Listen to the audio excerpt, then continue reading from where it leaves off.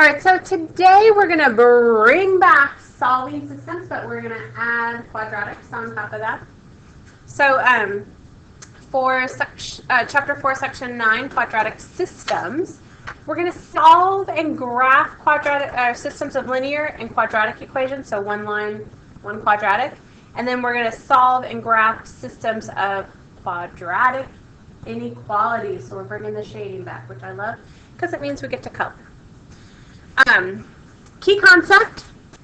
So when you are trying to find the solution of a linear quadratic system, so what I want you to box or highlight is linear quadratic, because that means one line, one parabola. A system of one quadratic equation and one linear equation can have two solutions, one solution or no solution. And then I included the pictures because I thought that was really valuable. When you have two solutions, your line crosses your parabola in two different places. When you have one solution, your line crosses at the vertex of your parabola. And then when you have no solution, your line and parabola don't even touch. Your line, for some reason, is either above or below the vertex, and they don't cross at all.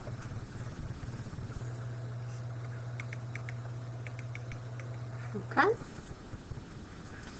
So let's see how that works out. What is the solution of the system? Y equals x squared plus 6x plus 9 equals, and y equals x plus 3. Graph the equations and find their intersections. So I'm going to graph this without my graphing utility because sometimes we get over-dependent on it. So I'm going to graph the line first because he's the easiest. So he's going to be blue. Y equals x plus 3 is a linear equation. It starts at the y-intercept of 3 and has a slope of 1. So it's going to be up 1 over 1 all the way across our graph. And then down 1 over 1 to continue the pattern. And then we get a line. Make sure you're using, when you're drawing these, you're using your straight edge. I'll make it a blue line so we can stay consistent. Okay. And then we're going to graph this parabola. And parabolas in quadratics in polynomial form are the most difficult to graph. So I know that I can factor this. So what two numbers add to give me 6 and multiply to give me 9? 3 and 3. So I know that this is a parabola that it's 0 when x is equal to -3. So right here. Because remember, it's the opposite of what's inside. So at -3, my function is 0, and it doesn't have an a value, so there's no vertical stretch or compress. So it's just going to follow up over 1, up 1 from the vertex, over 2, up 4 from the vertex, over 3, up 9 from the vertex. So it's going to be a nice parabola. So there's going to be two solutions for this. It's going to have a solution here at the vertex of our parabola at -3, 0. And then I do believe the second one is right here. And because it's a graph, I'm going to have to guess. It's at -2, 1. When we're graphing, all we have to do is plug in x and y to see if these are true intersections. So we're going to plug in -3 in for x and see if we, -3 in for x and see if we get out 0. for y. So it's going to be does, when I put in -3, do I get out 0?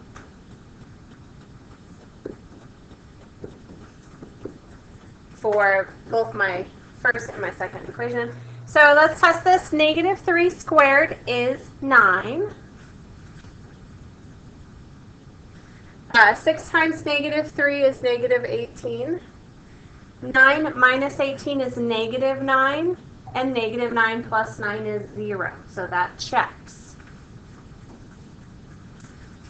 And then for my y equals x plus 3, if I plug in -3 for x, -3 plus 3, that is equal to 0. Check.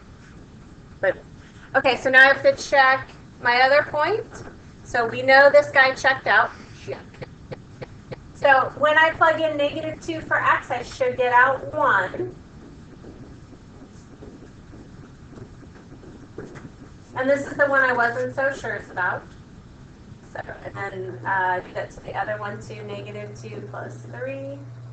Okay, so -2 squared is positive 4, because -2 times -2 is 4. 6 times -2 is -12 plus 9. 4 minus 12 is -8 plus 9 is 1. So that checks. And -2 plus 3 is 1. All right, so we can confirm -2, 1 is our also solution. But you can do this much more easily and quickly with a graphing utility, but make sure you know how to graph on your own to avoid the zombie apocalypse. Okay. So using substitutions, a little bit different. So if we know y equals -x squared minus 3x plus 10, and if we know y equals x plus 5, can we put -x squared minus 3x plus 10 equal to x plus 5 and solve it, because we are so amazing at solving quadratics? Oh yeah, let's do that. So -x squared minus 3x plus 10 is equal to x plus 5. And in fact, that's what we're trying to find out. Where does this happen?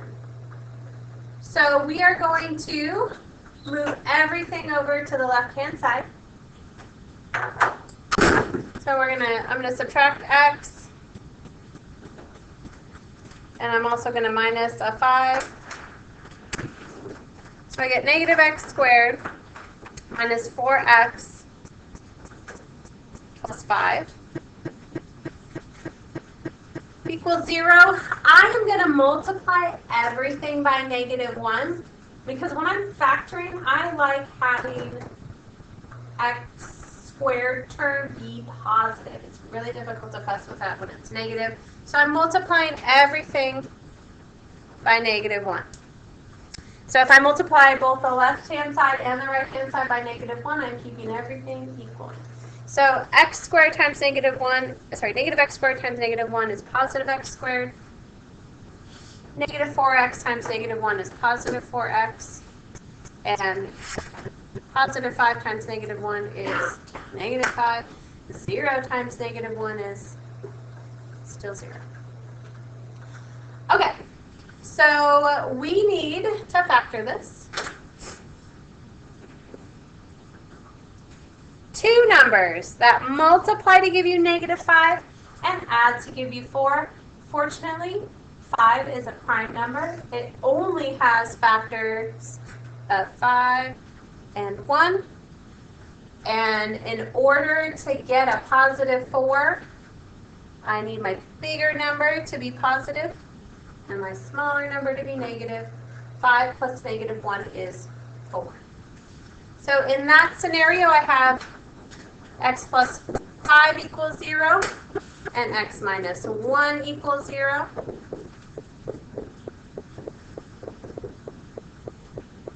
So my first solution is x equals -5.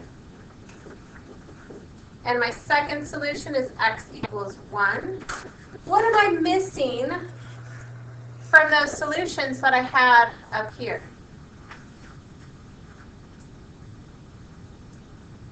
So I know x equals -5 is my solution and x equals 1 is my solution. What am I missing that I had in my graphing?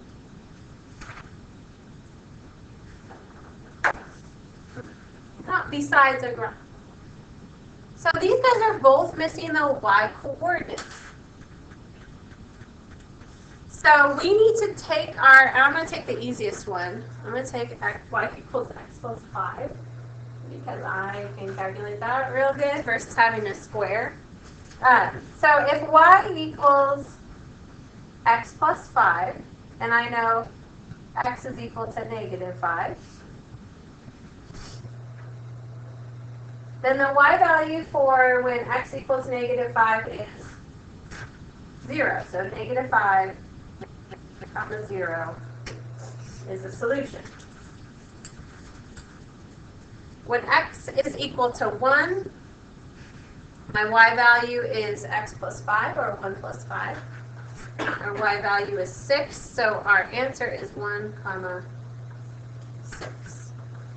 So the solution is -5, 0, and 1, 6. All right, so this is when we have two quadratics. What is the solution? Y equals -x squared minus x plus 12, and y equals x squared plus 7x plus 12. So we're going to use, first method, we're going to try substitution on this. So I'm going to set -x squared minus x plus 12 equal to x squared plus 7x plus 12. And guys, don't ignore substitution. I don't want you to be at home thinking, I know how to use graphing utility. I got this cool calculator. I'm just going to plug in my calculator every time. Or I know how to use Desmos. Do this all the time. Forget algebra, substitution stuff. What they'll do is on your online assessments, they'll give you, when it's time to do substitution, they'll give you a problem that if you graphed it, it'll give you a decimal. But if you use substitution, you come out with a fraction or an exact root or something that you have to get an exact value. So there's ways of cornering you into using substitution. So don't ignore it. Really try to remember this. I don't want you guys to get trapped in the corner. So in this case, I'm going to move everything. Let's take everything over here and move it on from the left-hand side and move it to the right-hand side. That way we keep all positives. We just got to keep positive, guys. So I'm going to move the x squared. I'm going to move the x. And I'm going to move the 12. When I do that, I get 0 equals x squared plus x squared is 2 x squareds. Remember, I know we're doing algebra, and sometimes I'll understand, I'll be great. Sometimes you guys don't do math every day like me, or for fun like me.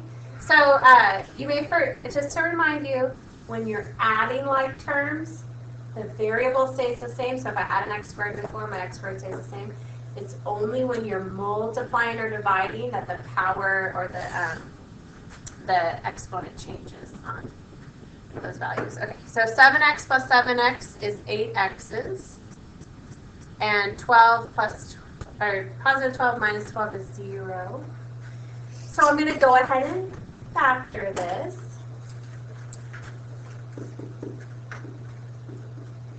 So I'm going to factor out a 2x because that's what they have in common. 2 goes into 2 and it goes into 8. X goes into x squared and it goes into 8x. When I do that, I get 1x plus 4. So my solutions to this are when 2x equals 0 and when x plus 4 equals 0. So 2x equals 0. Then x is equal to 0. That's one of my solutions. X plus 4 equals 0. If I subtract 4 from both sides, x is equal to -4. What am I missing on for these little x values? A y value. So I'm going to take this guy, the bottom one, because he doesn't have so many negatives, and plug in my x values. So if I plug in x equals 0,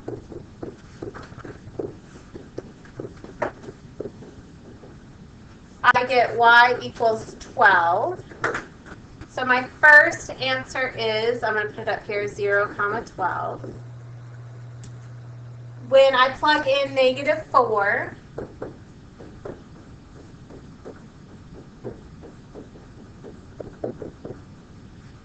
I get -4 squared is 16 minus 28 plus 12. 16 plus 12 is 28. Minus 28 is 0. So y equals 0. So my second point that's a solution is -4, 0.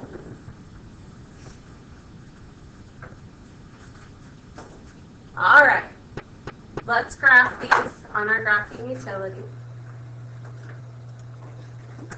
All right, so when we put our two equations into our graphing utility, we get an intersection at -4, 0, and at 0, 12. So let's snip that and put that on our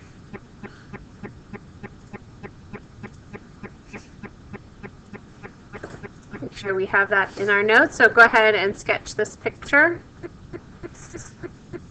so you can show that your graph also gives you those solutions. 0, 12. All right, so I'm going to solve this system algebraically, mostly because I don't want to remember what they are and try to convert it over to decimals. So instead, I'm going to use substitution. So I'm going to set these guys equal to each other. X squared minus 4x plus 5 should equal -x squared plus 5, because if y's are both equal to those functions and the functions are equal to each other. I'm going to add x squared to both sides. And I'm going to minus 5 for both sides. So x squared plus x squared is 2x squared. 4x didn't have anybody to combine with, so he just stays as minus 4x. 5 plus -5 is 0, and that equals 0. We have a scenario like we had above. So we go factor out the 2x, and I get x minus 2. Then I'm going to say that 2x is equal to 0, and x minus 2 is equal to 0.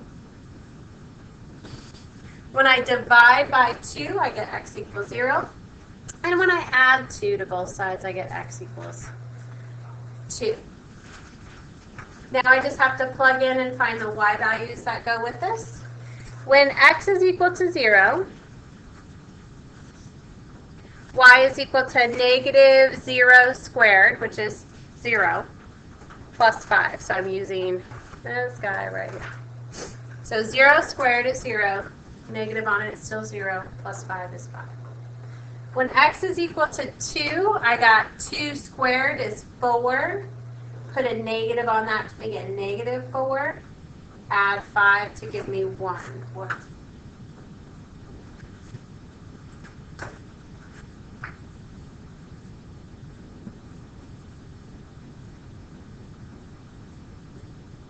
So, isn't -2 squared 4? Where is the negative? Inside or outside parentheses? There's no parentheses. Right. So if there's no parentheses, order of operation says, who's more powerful? An exponent or multiplying by -1? So you got to do those first. If this were a -2, it would still be -2 squared. So when you're substituting in, you put a little parenthesis where the x was, put your value in, and then make sure you're staying true to order of operations. When the negative is on the outside of the square, make sure you're squaring first and then applying the negative.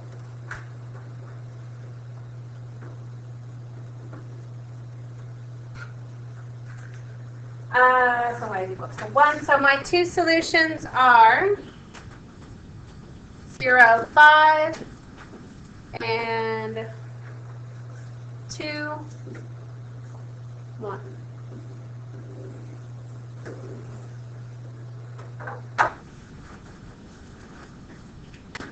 All right, now we have inequalities. So we're going to find the solution of the system of inequalities. The solution of this system is the region where the graphs overlap. Some of you guys on the last chapter test forgot that you need to shade. It's a shading procedure. So without the shading, you're not showing the possible solutions of the graph. So I'm gonna go ahead and use my graphing utility. So when you put it into your graphing utility, we see that this, everything below this frowny face parabola and everything above this dashed parabola, just right here, just this little sliver right here is our solution.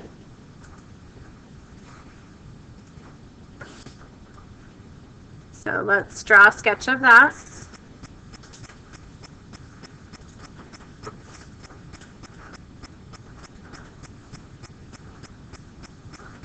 So just this part. And it doesn't include the bottom parabola. This is dashed. So everything in between.